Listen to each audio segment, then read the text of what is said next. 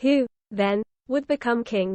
The answer lies not with Mary Culm Seymour or her children, who would have been legitimate yet constitutionally barred from the throne.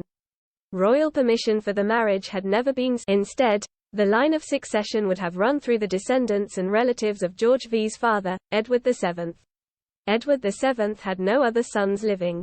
His brother Afy, Duke of Edinburgh, second son of Queen Victoria and next in line, was dead, and his own son Alfred, who would then have inherited the crown, had shot himself after contracting a secret marriage of his own. The crown therefore would have gone to George's uncle Prince Arthur, the Duke of Connaught and Queen Victoria's third son. In 1942, when the old boy died, it would have passed to his grandson, Alistair, 2nd Duke of Connaught, who, you might well ask, by the time he'd have come to the throne, the 26-year-old Duke was a washed-up junior officer in the Royal Scots Greys, a regiment which had no further use for him, even in wartime. Had a letter from Lord Athlone, Governor-General of Canada, refusing to take on the wretched young Duke, whom his regiment have had to get rid of as he is wholly incompetent, wrote Royal courtier Alan Lascelles. I can't think what is to be done. Vague and feckless, wrote Royal biographer Theo Aronson.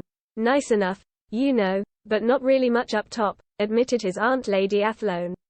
A perfect example, in fact, of the dissolute aristocracy so mercilessly lampooned by Woodhouse. Soft in the head, was the Duchess of Gloucester's tart opinion, through a kinder description came from the King's private secretary Sir Alex Hardinge, a nice boy without any vice, but there were adverse reports on his reliability. Drink was the problem, and so despite his uncle's protestations, the never-to-be king was packed off to Canada as a DC to Lord Athlone, just to get him out of the way.